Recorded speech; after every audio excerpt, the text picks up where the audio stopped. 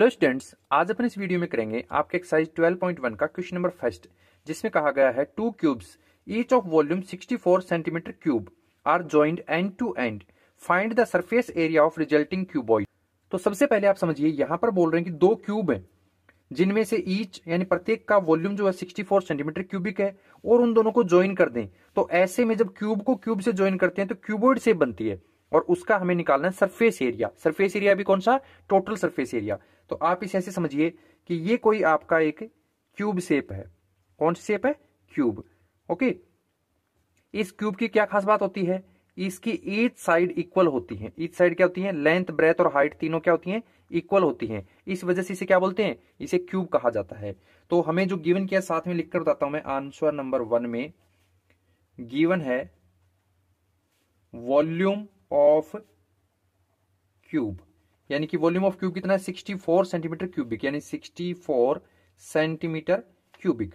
Okay, तो यहां पर वॉल्यूम ऑफ क्यूब का फॉर्मूला वो हमें पता है, क्या होता है? ये होता है साइड और उसके ऊपर भी क्यूब। ओके, और इजिकल टू में आपका 64 है, इसे लिख लीजिए। लिख लिया। अब क्या करेंगे?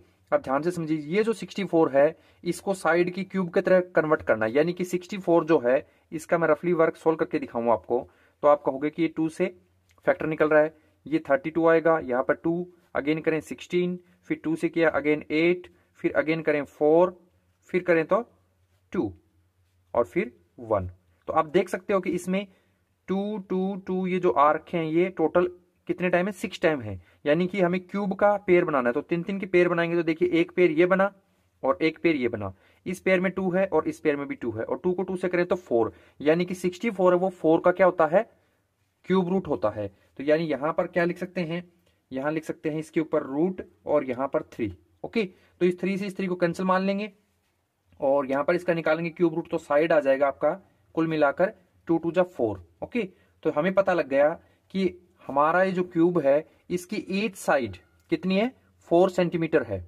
ओके, हमें ऐसा कहा गया था, इसका वॉल्यूम देकर आप साइड निकाल सकते हो, लेकिन हमें फाइंड करना है इसका सरफेस एरिया। कब? जब ऐसा ही 4 सेंटीमीटर साइड वाला क्यूब इसके साथ ज्वाइन करने एंड टू एंड, यानी ऐसा ही क्यूब एक और बना देते हैं। ओके, तो इसे कुछ इस तरीके से आप समझ लीजिए। ये आगे कोई एक और क्यूब है और जिसकी ये साइड्स हैं जिनको ज्वाइन कर दें।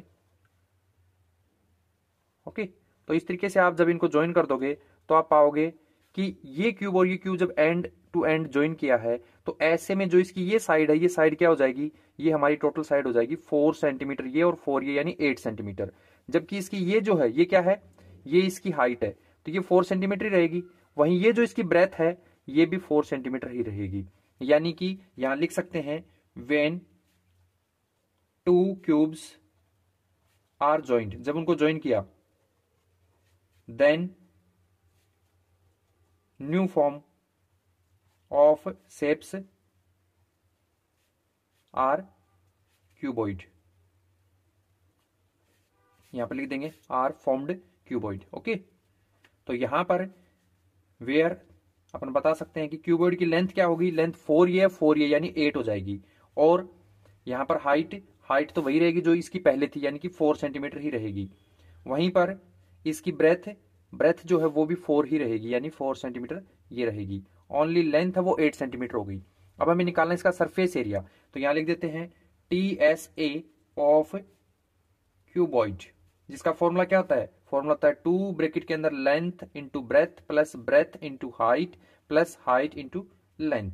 ये होता था फॉर्मूला जो मैंने आपको बेसिक वीडियो में बताया हुआ है। अब यहां पर डाल दीजिए इनकी वैल्यू।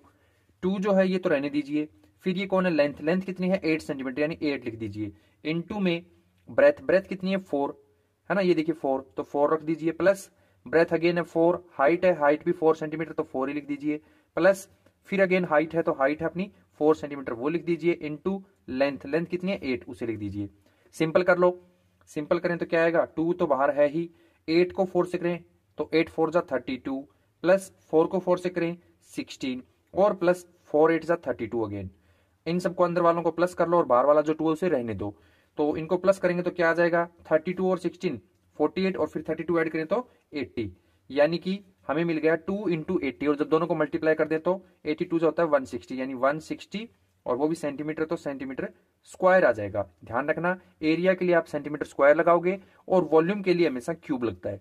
तो हमने पहले वॉल्यूम से क्या निकाल दिया, एक साइड निकाल दी और फिर उनको ज्वाइन किया तो एक न्यू शेप जो बनी वो क्यूबॉइड बनी और जिसकी साइड है वो डबल हो गई। बाकी हाइट और लेंथ पे कोई इफेक्ट नहीं पड़ेगा और अपने टीएसए का फॉर्मूला लगाकर इसे सोल्व कर दिया, जो कि एरिया कितना आ गया 160 सेंटीमीटर स्क्वायर। ओके।